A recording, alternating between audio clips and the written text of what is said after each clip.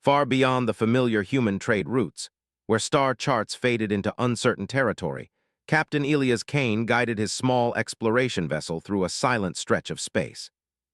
The ship, named Horizon's Edge, was not impressive compared to the enormous warships of older galactic civilizations, but it carried something rare: a crew that trusted one another completely, and a captain known for choosing people over protocol whenever the two came into conflict.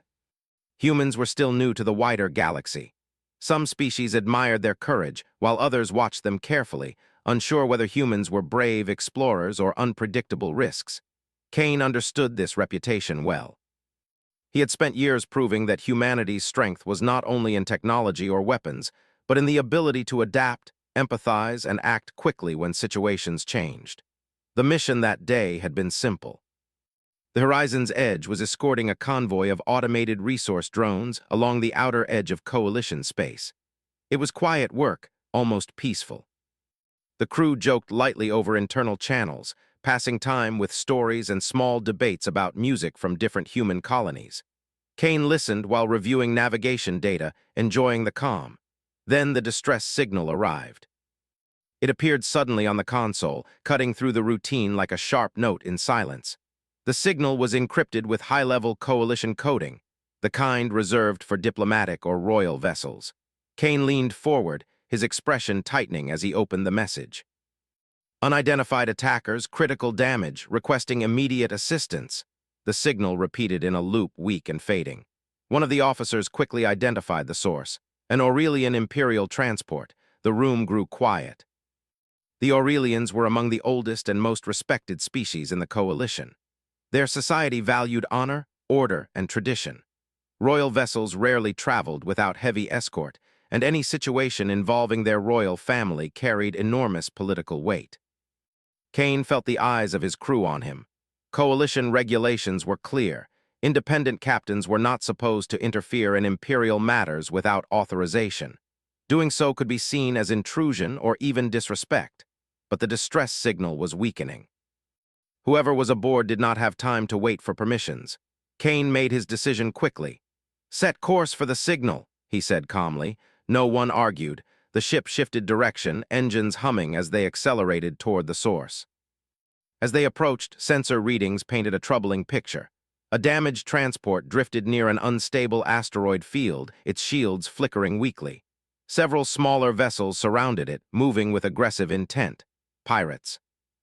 They were taking advantage of the remote location, far from major patrol routes. Kane studied their movements, noticing patterns in how they positioned themselves around the transport. They were not trying to destroy it outright. They were attempting to disable it completely. "That ship has someone valuable on board," Kane said quietly. He considered their options. The Horizon's Edge was not designed for direct combat against multiple opponents. Charging in recklessly would endanger his crew, but doing nothing was not an option either. "Helm," he said, "bring us into the asteroid field." The pilot hesitated for only a moment before responding. "That's going to be tight, Captain." "I know," Kane replied, "but they won't expect it." The ship angled toward the drifting rocks, weaving between jagged formations. Loose debris bounced against the hull as they navigated deeper into the field. Kane used the environment as a shield, masking their approach. The pirates reacted too late. The Horizon's Edge burst into open space near the transport, drawing immediate attention. Weapons fire streaked toward them, but Kane anticipated the attack, guiding his ship into a sharp turn that sent the blasts crashing into nearby asteroids. Instead of returning heavy fire, Kane focused on control. He studied the pirates' movements, predicting where they would move next. One by one, he lured them into dangerous positions, forcing them to collide with debris or retreat to avoid damage. The crew worked together smoothly, following his instructions with confidence. Their teamwork reflected years of shared experience and trust. As the pirates began to withdraw, Kane seized the moment. He directed precise shots at their engines, disabling 2 ships without destroying them. The remaining attackers realized the situation had changed and retreated into deep space. Silence returned, broken only by the faint crackle of damaged systems from the Imperial transport. Kane allowed himself a small breath of relief. "Open a channel," he said. A weak voice responded, strained but controlled. The speaker identified herself as Princess Lyra of the Aurelian Empire. Kane blinked in surprise but maintained professional composure. He informed her that they were initiating rescue procedures. Permission granted, he led a small boarding team onto the damaged transport.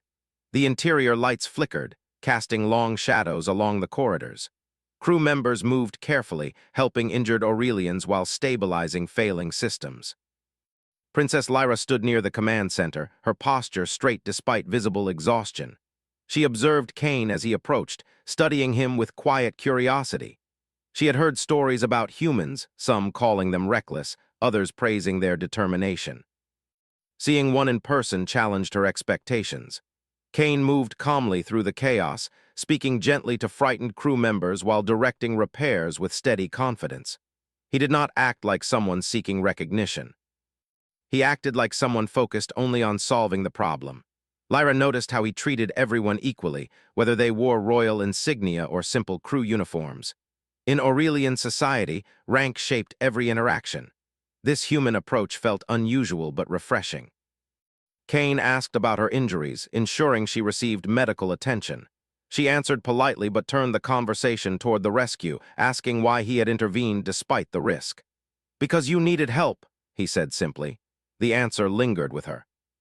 Over the next hours, the Horizon's Edge crew stabilized the transport enough for safe travel. Emergency repairs restored partial power, and distress beacons guided incoming Imperial reinforcements. When Aurelian warships finally arrived, their presence filled space with authority. Kane expected to step aside quietly once they took control. Instead, he received an official summons. The Imperial court requested his presence. The words carried weight. As the ships traveled toward the Aurelian capital, Kane reflected on what awaited him. Some part of him worried that he had broken diplomatic rules. Another part remained calm, trusting that he had acted with the right intentions. Princess Lyra spent much of the journey in thought. She found herself replaying the rescue again and again. The unexpected arrival, the clever strategy, the calm voice guiding frightened people to safety. Humans were often described as chaotic, yet Kane had demonstrated balance and control. Their conversations during the journey remained respectful and thoughtful. They discussed differences between their cultures, learning from each other without judgment. Lyra discovered that humans valued choice deeply, often questioning traditions instead of accepting them automatically. Kane learned about Aurelian loyalty and the sense of duty that shaped their lives. By the time they arrived at the capital, both carried a quiet respect for the other. The Aurelian capital was breathtaking, its towering structures reflecting starlight like living crystals. Massive crowds gathered to witness the arrival of the rescued princess. Kane felt out of place among the ceremonial processions, but he maintained composure. Inside the imperial palace, the atmosphere shifted from celebration to formality. Every movement followed strict ritual. Kane stood before Emperor Valian, aware that every word would be judged carefully. The Emperor listened as Lyra described the events. She spoke clearly, praising the human captain's courage and strategic thinking. Some nobles watched with approval, while others exchanged skeptical glances. When it was Kane's turn to speak, he answered honestly. He explained that he had responded because lives were in danger, not for reward or recognition. Murmurs spread through the court. The Emperor studied him silently, his expression unreadable. The tension in the room grew heavier. Kane realized that his actions had consequences beyond a simple rescue. He had stepped into a world shaped by ancient traditions and complex politics. Whether he would be honored or criticized remained uncertain. As the court deliberated, Kane stood calmly, trusting in the choice he had made, a choice rooted in human instinct to help when help was needed, no matter the cost. And somewhere within the vast hall, Princess Lyra watched him with growing understanding, sensing that the rescue had changed more than just the outcome of one battle. It had begun a story neither of them could yet fully see. The great hall of the Aurelian palace felt vast enough to hold an entire sky within its walls. Light passed through crystal pillars, spreading soft colors across the polished floor. Captain Elias Kane stood quietly where he had been instructed, aware that every movement he made was being observed. Rows of nobles filled the chamber, their elegant robes reflecting the long traditions of a civilization far older than humanity. He kept his posture calm, even though he felt the weight of expectation pressing against him. The rescue had been simple in his mind: people in danger, action required. But here, among the Aurelians, it had become something larger, something political. Princess Lyra stood beside her father, Emperor Valian. Her expression remained composed, yet her eyes occasionally moved toward Cain as if checking that he was still steady under the pressure. She had grown used to the court's formality, but seeing an outsider stand alone among so many watching figures gave her a new perspective. The emperor spoke at last, his voice deep but controlled. He thanked Cain for his actions, acknowledging that the rescue had prevented a disaster not only for the royal family but for the stability of the empire. The words sounded respectful, but they did not end the tension. One of the elder nobles stepped forward, requesting permission to speak. The emperor nodded. The noble's voice was smooth but carried hidden challenge. He questioned whether a human captain had acted appropriately by interfering without direct authorization. He argued that while the outcome was positive, the precedent might encourage others to ignore protocol in the future. Cain listened quietly. He understood the concern. Humans were often seen as rule breakers, and this situation could easily reinforce that image. Another noble responded, praising Cain's quick thinking. The debate began to grow, not openly hostile but sharp with different opinions. Some saw Cain as a hero. Others saw him as a symbol of unpredictable change. Lyra watched the exchange with growing frustration. She stepped forward, requesting permission to speak again. The emperor allowed it. She described the moment when the transport had been drifting helplessly, the fear among the crew, and the certainty that without intervention they would not have survived. Her words were calm but firm. She made it clear that Cain had acted with respect, not arrogance. She emphasized that he had protected lives without seeking recognition. The hall grew quieter as she spoke. Cain felt unexpected gratitude toward her but kept his expression neutral. He did not want to appear as though he depended on royal defense. After a long silence, Emperor Valian raised his hand, ending the debate. He declared that the matter required further discussion according to Aurelian law and tradition. Until then, Cain would remain as an honored guest of the empire. The title sounded positive, but Cain understood it also meant he was not free to leave immediately. Later, as he walked through the palace gardens under the guidance of attendants, he tried to absorb everything around him. The architecture blended natural forms with advanced technology, creating an environment that felt alive. Water flowed through channels carved into crystal paths, reflecting soft light like moving stars. Lyra approached him quietly, dismissing the attendants with a simple gesture. "I hope the court did not make you uncomfortable," she said. Cain gave a small smile. "I've been in worse situations." She laughed softly, the tension easing between them. They walked together through the garden paths, speaking more freely away from the formal setting. Lyra admitted that Aurelian politics could be slow and complex. Every action was tied to history and symbolism. She explained that the debate in the court was not only about Cain's actions, but about what humans represented: change, unpredictability, and new possibilities. Cain listened carefully. He spoke about humanity's early years in space, how mistakes and successes had shaped their culture. Humans learned quickly because they had to. Survival often depended on adapting faster than circumstances changed. Their conversation flowed naturally, filled with curiosity rather than judgment. Lyra realized that Cain did not see himself as special. He spoke about his crew more than himself, giving credit to teamwork rather than personal heroism. Over the following days, Cain experienced life within the imperial capital. He attended ceremonies, observed cultural traditions, and answered questions from diplomats curious about humanity. Some interactions felt warm and welcoming. Others felt cautious, as if people were trying to understand what kind of influence humans might bring. Meanwhile, hidden tensions began to emerge beneath the surface. Several noble houses quietly expressed concern about growing connections between humans and the Aurelian Empire. Rumors spread that the pirate attack might not have been random. Some believed it was part of a larger political game meant to weaken the emperor's authority or challenge alliances within the coalition. Cain became aware that he was no longer just a visitor. He was a symbol. Every action he took could be interpreted as representing humanity itself. One evening, Lyra invited him to observe a traditional Aurelian ceremony held in a smaller private hall. The ritual focused on honoring bonds formed through shared trials. Participants spoke of loyalty, sacrifice, and the responsibilities that came with saving another's life. As Kane listened, he began to sense where the situation might be leading. After the ceremony, Lyra admitted that Aurelian culture placed deep importance on life debts.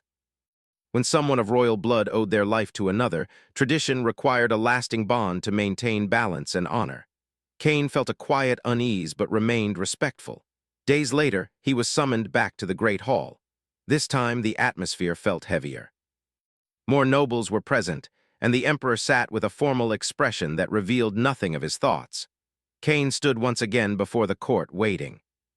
Emperor Valian spoke slowly, explaining that the council had reviewed ancient laws regarding life debts involving the royal family.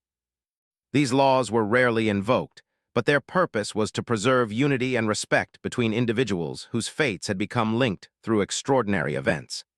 Kane sensed the direction of the announcement before it was spoken. The emperor declared that according to tradition, the bond between rescuer and royal survivor could be formalized through union, creating a permanent alliance between their families and cultures. Murmurs spread through the hall.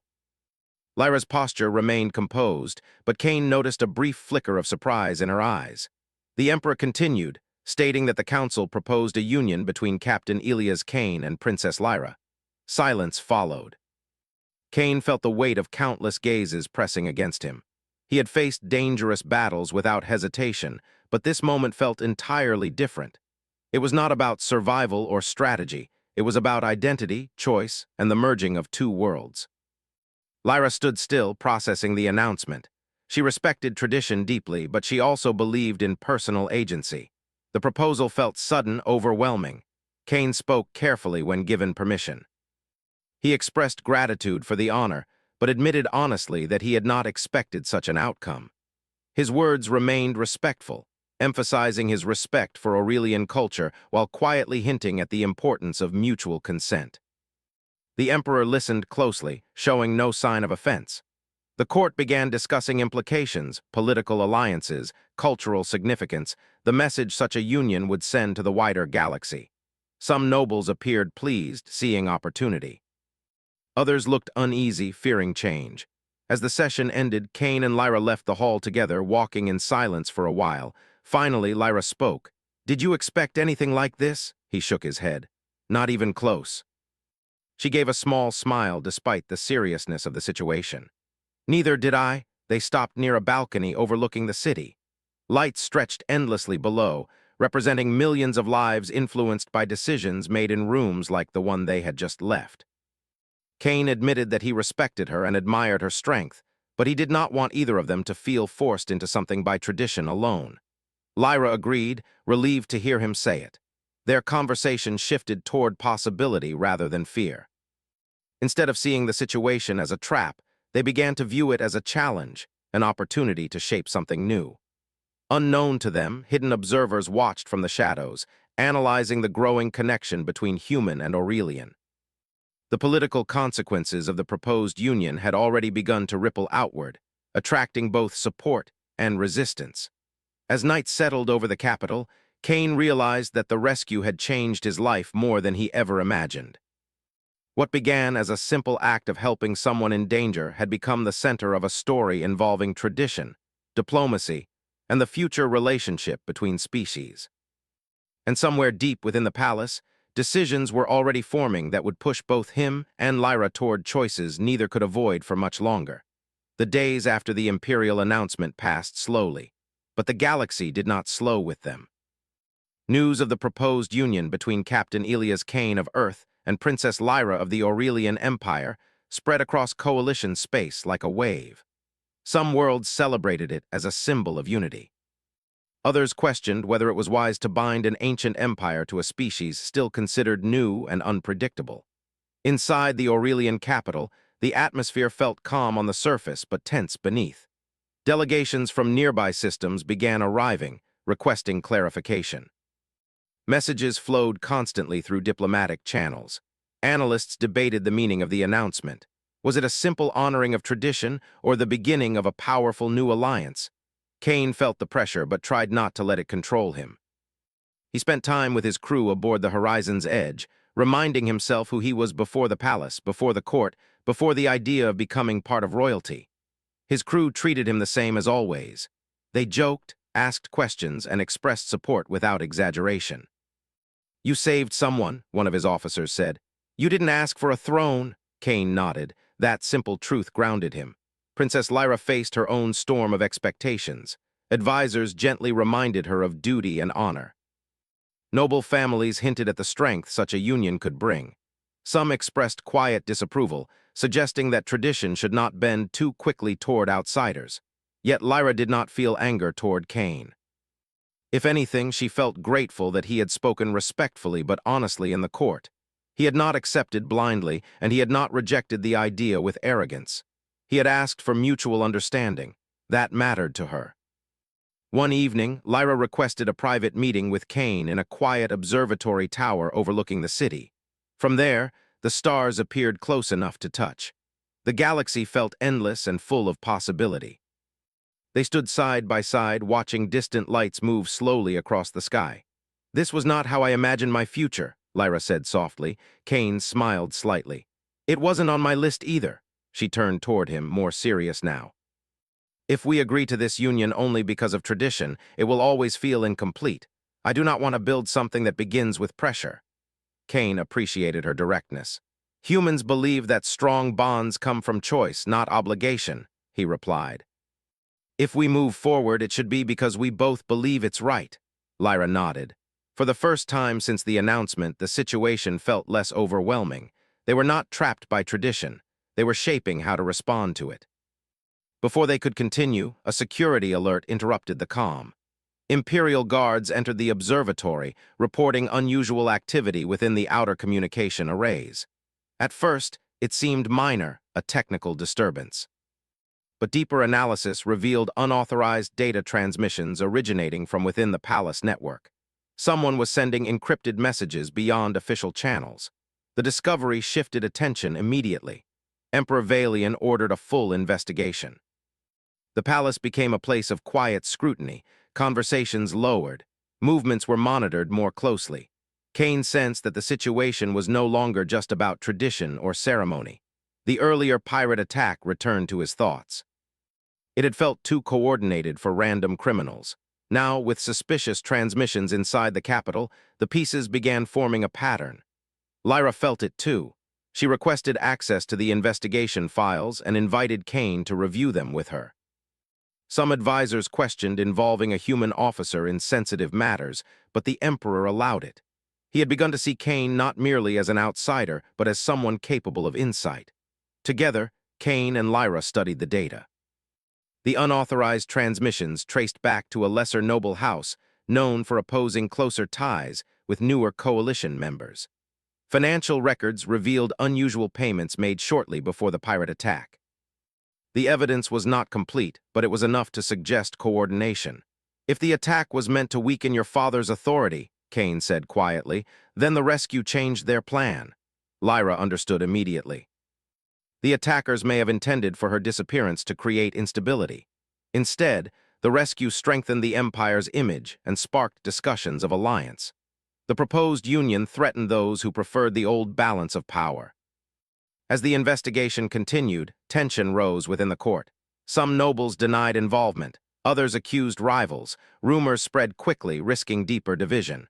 Kane suggested a different approach. Rather than confront suspected houses privately, he recommended presenting clear evidence before the full council. Transparency, he argued, would reduce suspicion and prevent hidden alliances from forming. The Emperor considered the suggestion carefully. Aurelian tradition valued internal resolution, but the situation involved broader political risk. Finally, he agreed. A grand council session was scheduled. Representatives from across the empire filled the hall. The atmosphere felt sharper than before, not ceremonial but charged with anticipation. Lyra stood beside her father, composed but resolute. Kane stood slightly behind, not as a claimant to power but as a witness. The Emperor addressed the assembly, explaining that evidence had emerged linking certain individuals to the pirate attack. He emphasized that the Empire would not tolerate actions that endangered royal lives or destabilized the coalition. Lyra then presented the findings clearly and calmly. Financial transfers, communication logs, intercepted signals, all aligned with the timeline of the attack. The hall fell into stunned silence. When confronted, the accused noble attempted to justify his actions as necessary to preserve traditional authority. He argued that alliances with humans would dilute Aurelian purity and weaken their standing among ancient powers. Kane listened without anger. He understood fear of change. Humanity had faced similar debates during its own early expansion. The Emperor responded firmly but without cruelty. He stated that strength did not come from isolation but from adaptability. The Empire had survived for centuries because it evolved when necessary. The accused were removed from positions of influence pending further review. The court's unity, though shaken, began to restore itself. After the council session, the Emperor requested a private meeting with Kane and Lyra. In a quieter chamber, far from public eyes, Emperor Valian spoke honestly. He admitted that tradition had guided his initial decision regarding the union. But watching how Kane and Lyra had worked together during the investigation changed his perspective. "You have already formed a partnership," he said, "not because of law, but because of trust." He paused, studying both of them carefully. "The Empire will not enforce this union through obligation. If you choose it, let it be by your will." The words carried great weight. The pressure that had hung over them since the announcement lifted. Lyra felt a deep sense of gratitude toward her father. Kane felt respect grow stronger. Days passed as they considered their choice. They spent time together not in formal halls but in ordinary settings, visiting research facilities, observing training academies, walking through quiet districts of the capital. They learned about each other's habits, values, and hopes. Kane admired Lyra's dedication to her people. Lyra admired Kane's humility and loyalty to his crew. Neither felt rushed. Eventually, they returned to the observatory tower where their earlier conversation had been interrupted. The stars shone clearly, undisturbed by political tension. "I would like to continue building something with you," Lyra said softly. "Not because of tradition, but because I believe our worlds can grow stronger together." Kane met her gaze. "I feel the same." The decision was simple in words but profound in meaning. When the announcement was made publicly, it felt different from the first. This time, it was not framed as obligation but as mutual choice. The narrative shifted from life debt to partnership. Across coalition space, reactions softened. Skeptics found it harder to criticize a union born of cooperation rather than pressure. Supporters celebrated it as proof that ancient empires and young civilizations could move forward together. Kane returned briefly to the horizon's edge to speak with his crew. He assured them that his commitment to humanity remained unchanged. The union would not make him less human. It would allow humanity a stronger voice in galactic affairs. His crew responded with pride rather than hesitation. Princess Lyra prepared for her future role with renewed confidence. She saw the union not as surrendering tradition but as expanding it. Aurelian law had been honored, yet adapted. In the weeks that followed, diplomatic channels between Earth and the Aurelian Empire strengthened. Joint research projects were announced. Cultural exchange programs began. Military cooperation increased transparency and trust. The pirate attack, once a moment of danger, became a turning point that exposed hidden divisions and ultimately strengthened unity. On the day of the formal union ceremony, the Great Hall filled once more. But this time, the atmosphere felt hopeful rather than tense. Kane walked beside Lyra not as a rescuer fulfilling debt, but as a partner stepping into shared responsibility. The ceremony blended Aurelian elegance with subtle human elements. Music from Earth mixed with traditional Aurelian harmonies. Symbols of both cultures appeared side by side. When the vows were spoken, they were simple and clear, promises of cooperation, respect, and shared growth. As the ceremony concluded, Emperor Valian addressed the assembly. He spoke of change as a constant force in the galaxy and of courage as the ability to embrace it wisely. Kane looked out over the gathered crowd and felt something deeper than pride. He felt hope. The rescue that began with a distress signal in a lonely asteroid field had grown into something far greater than either he or Lyra expected. It had tested tradition, revealed hidden threats, and ultimately strengthened two civilizations. As the stars outside the palace shone brightly, the galaxy moved forward into a new chapter. one where humanity was no longer viewed merely as a newcomer, but as a partner capable of shaping the future with courage, empathy, and determination. And in that vast, endless sky, the horizon's edge waited patiently, ready for whatever journey would come next.